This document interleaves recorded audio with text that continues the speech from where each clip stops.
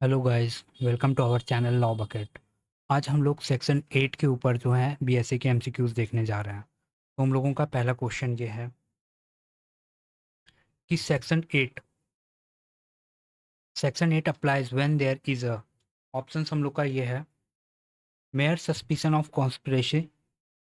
दूसरा ऑप्शन है reasonable ground to believe that two or more persons have conspired together, prove beyond reasonable doubt of conspiracy, judicial admission of conspiracy. हम लोग का correct answer है reasonable ground to believe that two or more persons have conspired together। Section 8 में mayor suspicion final proof नहीं है, बल्कि conspiracy पर विश्वास करने के लिए रीजनेबल ग्राउंड टू बिलीव की आवश्यकता होती है। Question number 17, under section 8 what is relevant against each conspirator? Option A only acts done by the conspirator himself, anything options B anything said, done or written by any one of the conspirators in reference of their common design, C only confessions made to police officer, D only documentary evidence produced in court। तो हम लोग का correct answer क्या है?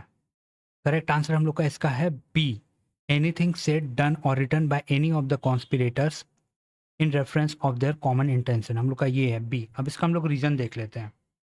Section 8 ये स्पष्ट रूप से कहती है कि कॉमन डिजाइन के रेफरेंस में किसी भी कॉन्स्पिरेटर द्वारा कही गई, की गई या लिखी गई कोई भी बात, एनीथिंग सेड, एनीथिंग डन और एनीथिंग रिटन रेलेवेंट होता है in reference to the common design. Question number 18, the relevancy under section 8 begins. Options from the time when the conspiracy is proved in the court, from the time when the common intention was first entertained by any one of them, C from the time of arrest of conspirators, D from the time of filing of charge sheet। तो हम लोग का correct answer क्या होगा? From the time when the common intention was first entertained by any one of them. तो इसका reason क्या होगा? इसका रीजन ये है कि सेक्शन 8 कहता है कि रेलेवेंसी उस समय से जुड़ती है जब पहली बार किसी एक व्यक्ति द्वारा ऐसा इंटेंशन को इंटरटेन किया गया हो।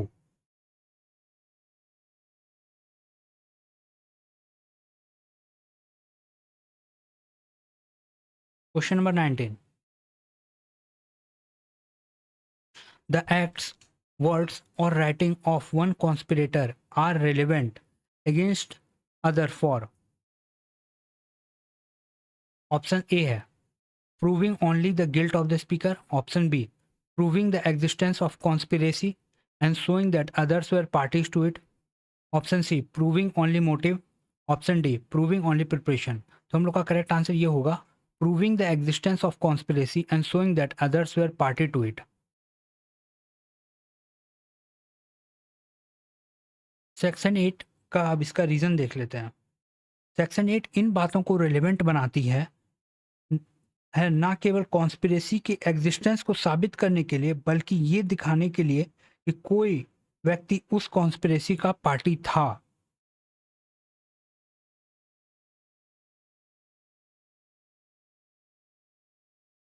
Question number 20, section 8 covers conspiracies to commit only criminal offences, B only civil offences, only civil wrong, option C both offences and actionable wrongs, D only offences against the state. तो correct answer है both offences and actionable wrong. तो इसका reason क्या है? 10, इसका reason ये है कि सेक्शन 8 स्पष्ट रूप से कमिट एन ऑफेंस या एक्शनेबल रॉन्ग का उल्लेख करती है, अर्थात कॉन्स्पिरेसी किसी रेफरेंस या एक्शनेबल रॉन्ग करने के लिए होना चाहिए।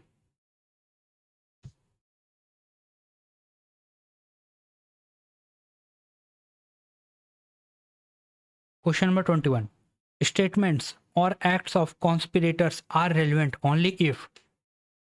पहला ऑप्शन है they are made before the conspiracy was formed, B they are made after the common intention was first entertained, C they are made after arrest, D they are made in court proceedings। तो हम लोग का correct answer इसमें ये है section section 8 है का correct answer है B. They are made after the common intention was first entertained. इसका रीजन हम लोग ये देख लेते हैं कि सेक्शन 8 रेलिवेंसी को उन एक्ट्स या स्टेटमेंट्स तक सीमित करती है जो उस समय के बाद किए गए हों जब पहली बार ऐसा इंटेंशन को इंटरटेन किया गया हो।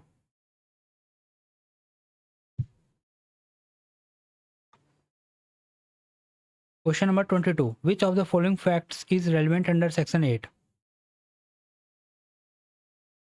पहला ऑप्शन ये है कि B procured arms in Europe for the purpose of conspiracy, कि बी जो है आर्म्स यूरोप में लेता है for the purpose of conspiracy. C collected money in Kolkata for the conspiracy. D persuaded persons to join in conspiracy in Mumbai. D all of the above. तो correct answer होगा all of the above. इसका reason हम लोग देख लेते हैं। Section 8 किसी भी कॉन्स्पिरेटर द्वारा कॉमन डिजाइन के रेस्पेक्ट में कही गई, की गई या लिखी गई किसी भी बात को रेलेवेंट बनाता है। यहाँ पे सभी कार्य सीधे कॉन्स्पिरेसी से संबंधित हैं और कॉन्स्पिरेसी के एग्जिस्टेंस तथा ए की उसमें शामिल होने की कंप्लिसिटी को साबित करता है।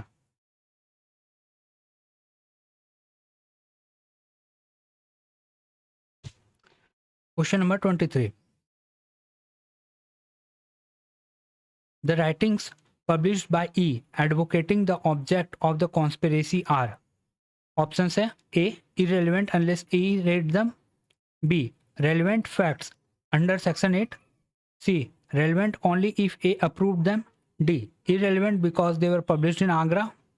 तो करेक्ट आंसर ये होगा relevant facts under section 8। तो हम लोग इसका ऑप्शन देख लेते हैं। सेक्शन 8 ये स्टेट करता है कि कॉमन डिजाइन के रिस्पेक्ट में कॉन्स्पिरेटर द्वारा किए गए कार्य या लिखे गई सभी बातें सभी कॉन्स्पिरेटर के अगेंस्ट रेलिवेंट होता है, भले ही ए उससे अनजान हो या किसी दूसरी जगह पे हो।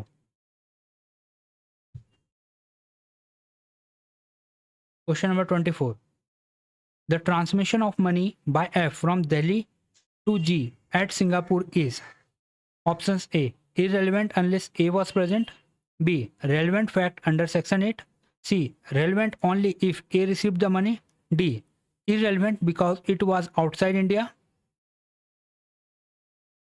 तो हम लोग का करेक्ट ऑप्शन क्या होगा? इसका आंसर होगा बी। ये जो बात है ये ट्रांसमिशन ऑफ मनी ये रेलिवेंट हो जाएगा अंडर सेक्शन 8।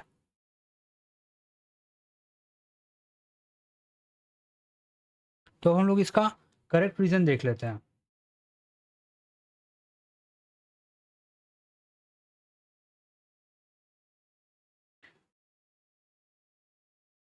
इसका करेक्ट रीजन ये है सेक्शन 8 कॉन्स्पिरेसी को आगे बढ़ाने के लिए किए गए सभी कार्यों को रेलिवेंट बनाती है, चाहे उस समय ए मौजूद हो या उसकी जानकारी हो या नहीं। फंड्स का ट्रांसमिशन कॉन्स्पिरेसी के एग्जिस्टेंस को बताता है और ए का उसमें शामिल होने के बाद को दिखाता है।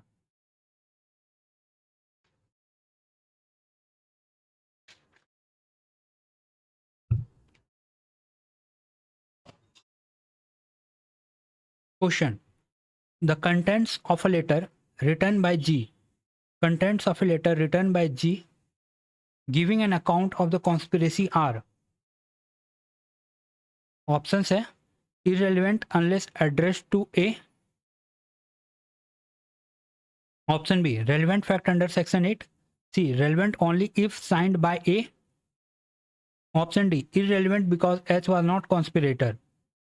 तो हम लोग का करेक्ट आंसर है relevant fact under section 8। तो इसका हम लोग रीजन देख लेते हैं। सेक्शन 8 कॉमन डिजाइन के रिस्पेक्ट में लिखी हुई बातें राइटिंग्स को भी शामिल करती है। यह लेटर कॉन्स्पिरेसी को एक्सप्लेन करता है और उसके एग्जिस्टेंस तथा ए की उसमें भागीदारी को भी साबित करने के लिए रेलिवेंट है, भले एच ए के लिए स्ट्रेंजर हो। यहाँ पे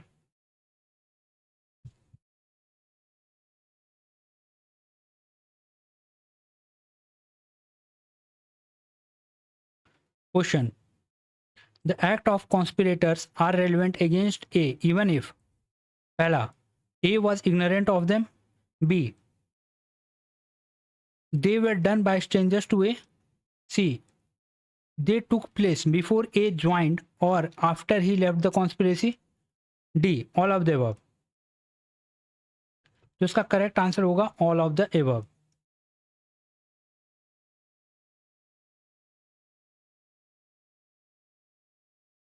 सेक्शन 8 स्पष्ट रूप से यह कहता है कि ऐसे कार्य रेलिवेंट होंगे भले ही ए उन सब से अनजान रहा हो या जिन व्यक्तियों ने ये कार्य किया हो वे उसके लिए स्ट्रेंजर हों या वे कार्य उसके कॉन्स्पिरेसी में शामिल होने से पहले या छोड़ने के बाद हुए हों।